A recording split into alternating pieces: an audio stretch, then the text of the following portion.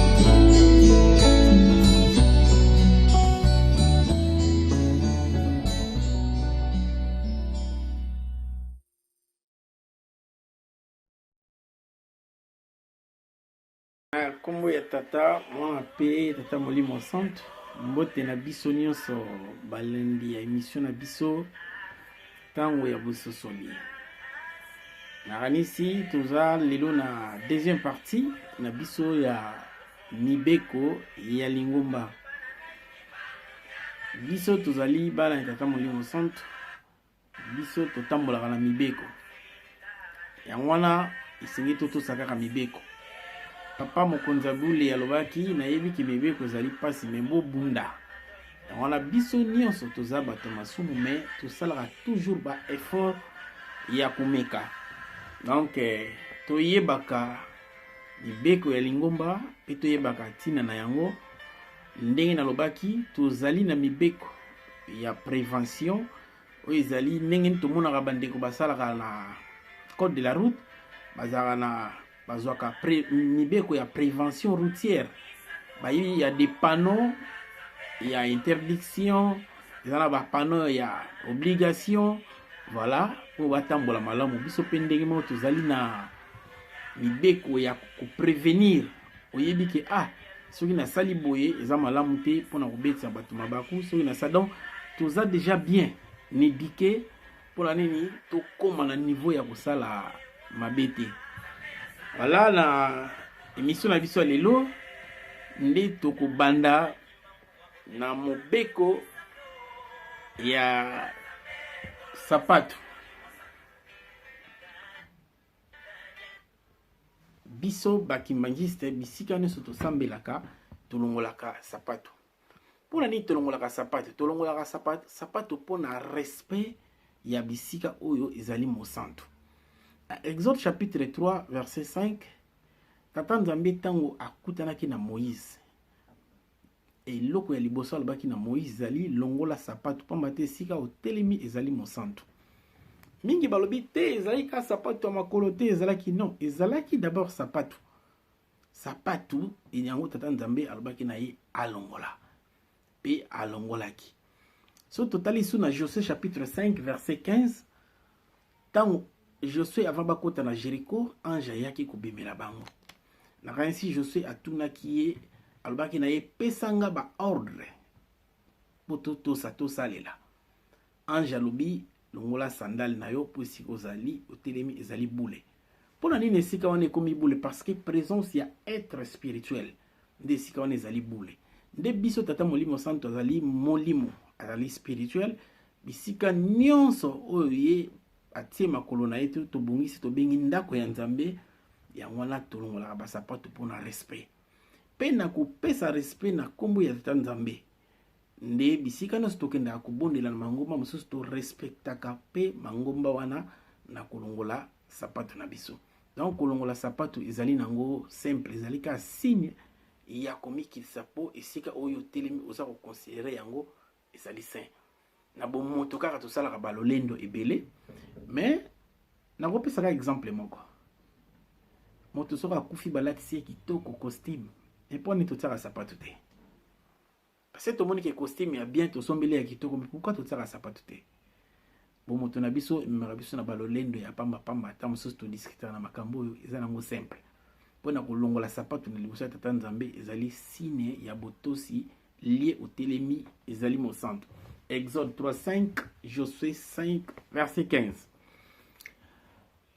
Biso bakimbangiste mokolo ya yenga tokosalaka te mais ezali mobeko ya bakimbangiste te ezali mobeko ya tata nzambe tanto tolobaka les 10 commandements toyebaka vraiment ke ezali commandement donc nzambe apesi commandement sikoyo nzambe a commandé comme lui le commandant en chef mais yo soko ozotosa te est-ce que ozotosa tata nzambe les 10 commandements alobi na 4e commandement dimanche bosala te bosala pe mosala moko te cela veut dire mwana ya tata nzambe kotala lingomba te tanga kaka na mokanda ya tata nzambe balobi ke dimanche tosala mosala te topema po mwa mokolo moko wana tokende kokumisa tata nzambe 6 jours sala nyonso osala mais mokolo moko kaka okende kokumisa nzambe na yo moni mingi tokoma fona salaka nanga ba dimanche mais tata nzambe apemaki yo moto opema te pona nini eza mobeko osala mosala moko te po opema o glorifier nzambe na yo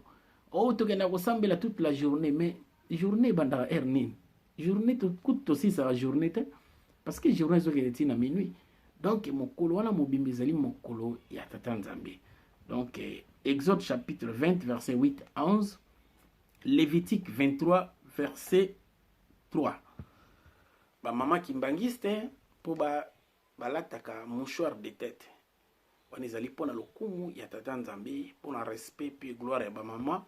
Tant ba kobondelaka esengeli ba mituna bango fengeli balata yango kitambala. 1 Corinthiens chapitre 11 verset 5 à 6. L'apôtre alobi soki mama lingi kolata ne kitambala te akata kovo. Nakanisa totie ba gilet aba mama to bokata boya to kata ba kovo na ebite so to ba candidat boni. Mais pour la gloire ya tata Nzambe bo bumba basuki na bino mais esengeli ne botia mouchoir de tête na likolo pour na lokumu ya tata Nzambe. Nakanisi to monaka bandi kopé ya mangomba ebele balataka mouchoir de tête ezali signe ya respect pour la gloire ya tata Nzambe. Donc ezali ndenge wana. Bakimbangi se tobina ka mabina ya mokili te, tokenda pe totala pe mabina te, tokenda pe kubina kotala ba miziki te o ya mokili. Na lingine expliquer mo mokili kama moko. Romains chapitre 10 verset 17 et le binabiso, la foi vient de ce qu'on attend. Na ito kene pena malembe pour te comprendre.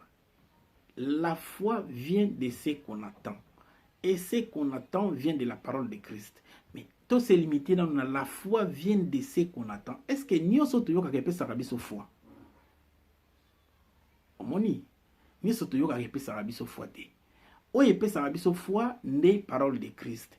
Alors, ce qui est bakomaki, la foi vient de la parole de Christ. On est allé comme ça. Mais surtout, c'est limité dans la foi vient de ce qu'on attend.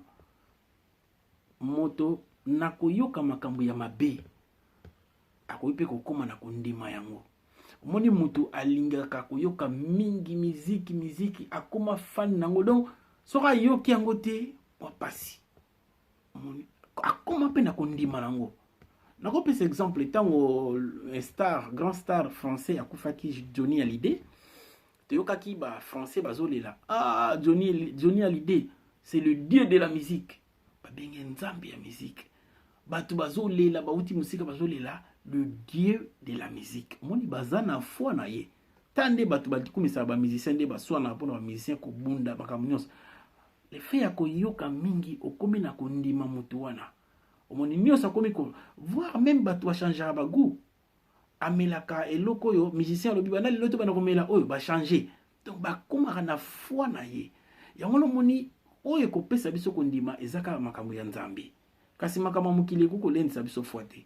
Na koyoka makambo mabe okope kokoma kondima yango. Na internet lelo batu bakoma préférer ta musu makambo ya bozoba koyoka mingi. Mutu musu pa koti na ba science occulte kaka na internet azoyoka azolanda. Yango no moni biso na ko prévenir. Balobi na biso déjà biloko wana ba miziki wana eza ya biso te. Tokozwa liboso référence na 2 Corinthiens chapitre 6 na verset 14. Ne vous mettez pas avec les infidèles sous un joug étranger, car quel rapport y a-t-il entre des communs entre la lumière et les ténèbres? Yo zalaki mopakano, ozalaki na molili. Ondimeli Nzambe okomi lumière. Ndenge ni yoko kene ko sangana lisusu na bapakano. Bango bamona ke nyonso basalaka ezali bien. Tokene na boîte, tokene boy. Kuna ambiance wane komema yo na nini? Na milangwa, na bondumba, na makambo ya mabe, bitumba makambo ebele. Yango ba pekisi tokende déjà na bisika wana te yozo kene ko sangana na batu wana. Soit Psaume 1 verset 1 à 3 ou jusqu'à 6. Et pekisi déjà esengo na muto boy ko bila tolia batu mabe. Ah masa tokende, to baye, to sala boy tout ça. Batoli ya mabe. Moni yoza mutambi beke oiko kangama te na batu wana. So donc rapport ezate entre yo na bango. Donc oiko sangana na bango esika moko te. Moni yango no moni biso ba pekisi biso to kotaka ba bisika ya mabe. Kokendaka ba bisika wana oh no te eza malamu te pona yo mondimi po okoya ko bungisa elembo na yo. Tokei na banzembo ya mokili. Na Ephésiens chapitre 5 verset 19. biso toyemba banzembo mokili te. Entretenez-vous par des psaumes, par des hymnes et par des cantiques spirituels, chantant et célébrant de tout votre cœur les louanges du Seigneur. Tant on est tozali, tomi pesa to yemba kaka banzembo ezali spirituel. Yango eza kokumisa tata Nzambe. Omoni mutu azoyembela Nzambe, balobi koyemba ezali kosambela mbala mibale. Et pour nini yo komi pesa na banzembo ya mokili oyo eza na sens te. Donc biso bana na tata Nzambe sengeli tomi pesa plus na bakantike ya molimo spirituel, banzembo ya Nzambe. Ozo yembela Nzambe, ozo komisa Nzambe kasi na banzembo oyo ya mokili te, oyo ezali nango na sens te. Wana ezo pesa Nzambe lokumu te, ezo pesa Nzambe gloire te. Donc banzembo wana ya mokili biso toyembaka yango te. Moni le fait ya kolinga mingi kotala. Omona mutu musu azotala musique ya mokili. Yo azoyeba te, mais mutu azo ko observer parfois on déjà que non. Parce que oza déjà okomi kokota kati na likambo wana. Voilà la raison pour laquelle biso banzembo wana na musique wana ezali ya biso te. Ephésiens chapitre 5 et verset 19. Toleki na likambo etali prêtre avec intérêt. Mondimi soka defisi mutu asengaka intérêt te. Mibeko eza pona bakimbangisi te, eza mibeko pona bana na Nzambe. Parce que bakoma yango te pona bakimbangisi, bakomi pona mutu alingi kosala Nzambe. Deutéronome chapitre 23 verset 19. Tu n'exigeras de ton frère aucun intérêt, ni pour argent, ni pour vivre, ni pour rien de ce qui se prête à intérêt. Ezala mbongo, ezala eloko akolia, eloko nyonso. Oyo ko defisa ngo pa ndeko no pona intérêt te. Poso ko tie intérêt za sous amour te. Alors Nzamba alingi soko defisi moninga zongisela ye, azongisela yo ndenge yo pesaki. Ezali wana nde osungiye. Mais za teke nazo teka na boye, mais nazo defisa na boye. Puisque la pratique wana to salela rango mais na biso bandimi epexame. Ce que lingi osombi loko na ona 80 oyebi ke nazo na bénéfice 20, olobi ke nazo teka na defisa na 100 par exemple bi nazo teka na 100. Donc wana eza cas contraire. Mais so komi ke ona tie intérêt eza malamu te. Donc to defisa pona ba intérêt te wana ezali bizaleli ya bandimité. Oza na ona posa kosunga mutu mais ozaka na posa otia intérêt. Soki apesi yo intérêt wana eza subulingote osali yango pona commerce na yo. Par contre, soki osali yango sans intérêt nde tata Nzambe akosepela. Biso bakimbangiste tomelaka masanga te. En tout cas, temo yo to okoti na page nanga pomei kotala kaka si na lobele yango parce que eza moins vaste. Mais non, pesa moi quelques références vite. Dans Jérémie chapitre 35, à verset 2 ou verset 6 à 7, okomona histoire ba Rekabitu, ba descendant ya Jonadab. Tata Nzambe ataki bango en épreuve. Alobi ke non, bo mema bango na temple, bo pesa bango ba vin ba mela.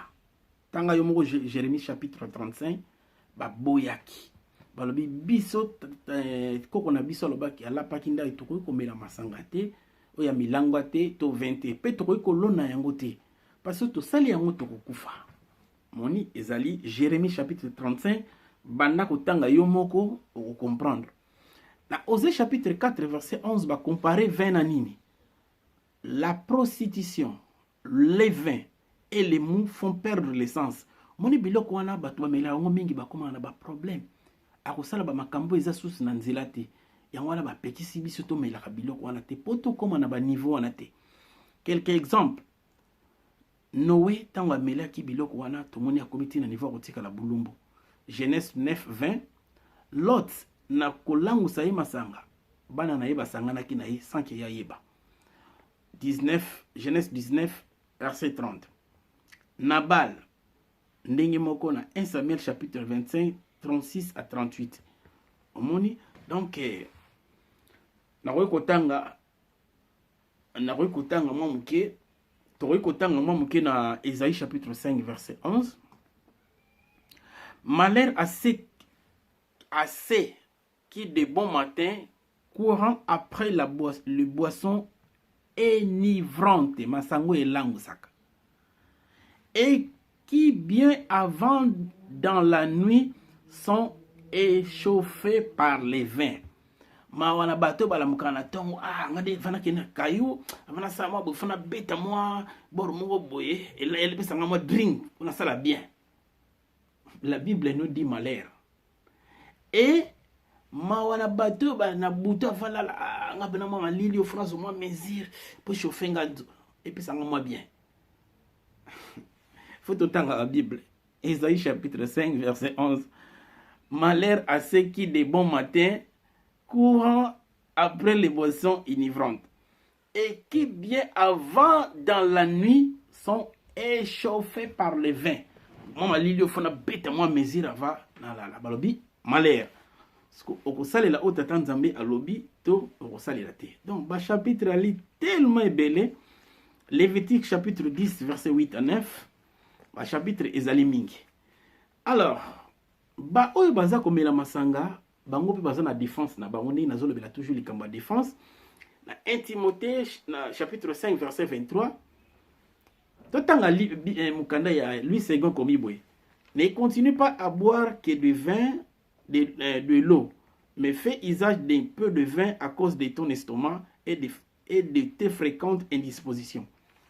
Likambo totangi ezali liloba ya Paul pa ya Timothée ezali recommandation pour l'église te yango na expliquer ki malamu bato yebaka ke la médecine juive bazali kosala ngo na base ya vin elobi kaka te ke omela Timothée azali ko souffrir na estomac bazolobela po na santé maladie soko zuna Congo RDC basalaka lungwila bakozoma masanga lungwila basali maladie kisi po ebikisa amibe ndenge ba solutionner ngo ndenge wana ekomi kisi yango tomonaka na histoire ya bon samaritain bazo kubamba bapota na nini na ba vin. Jésus na croix ba yoko pesa yeba lobi asengaki mai. Jésus asengaki mai te. Bazali ko sala vin basali base vinaigre basangisi ezalaki ba anti-inflammatoire. So mutaza na croix ba ko pesa yango po diminuer douleur mais Jésus comme bengamaki l'homme de douleur ayaki po ko fa pona bato aboyaki komela yango. Alors so to lito comprendre bien chapitre 1 Timothée chapitre 5 verset 23 totanga kaka ba différentes versions awa totangi lui second zo Bible parole de vie ezala ngwe belé awa ba belge bazoteka ngwe belé kuna bakomi boye même chapitre même verset. Prends un peu de vin à cause de ton estomac puisque tu es souvent malade. Puisque tu es souvent malade. Déjà même so tolubika wana biso moto yeba déjà que 20 oyo babengi 20 soni ya maladie te docteur nini sa komela muta maladie ya estomac melaka 20.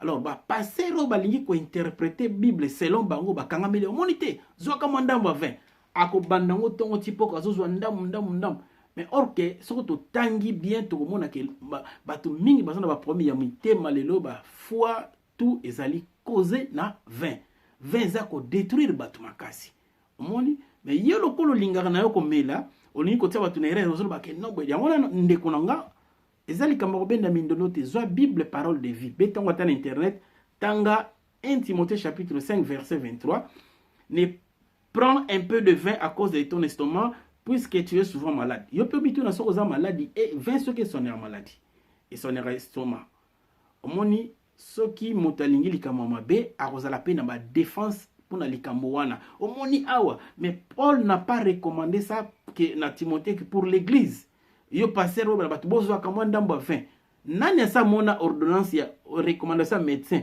mais la ka 20 pour na estomac na yo. Donc soki olingi ko sala na yo mabe comme mabatu na ba erreur te pour bana bango ke non awa ba comment boy ba Paul alobela ki ebongo parce que zalaki 20 oyo na sens ya kisi po azalaki ko souffrir na estomac ezali kisi na bango ya bokoko oyo bazalaki ko sala biso to sana tango ya Saint-Esprit. Juge chapitre 13 verset 3 à 5 na naissance ya Samson ange alobaki déjà na mama amela masanga te po mwana kobotama na molimo santo elakisi ki molimo santo alingaka biloko wana te na naissance ya nkolo Yesu ya Jean-Baptiste plutôt tomoni ange aye koloba susu na Luc chapitre 1 verset 15 komela masanga te pamba te mwana akobotama na nguya ya molimo santo. Donc ba chapitre ezali tellement ebele mais na lingaka tolongola 1 Timothée chapitre 5 verset 23 ya koloba na bato ke o Timothée Paul alobaki na Timothée azwa un peu de vin eza mauvais côté ezaki recommandation pour la santé na ye et ce vin là c'est traditionnel ezaki pour la raison ya santé na ye ezali te ke oyo biso tokosa bato ke o tomona non parce que moto azosala mabe azolukela yango défense voilà mibeko ezali ebele ndenge tolobaki petit à petit tokoévolue kama te mibeko oyo kotambwisa mokili ezali nde mibeko ya papa Simon Kimbala wana nakanisi ekoki mpona lelo na nkombo ya tata mwana peli mosantu amen.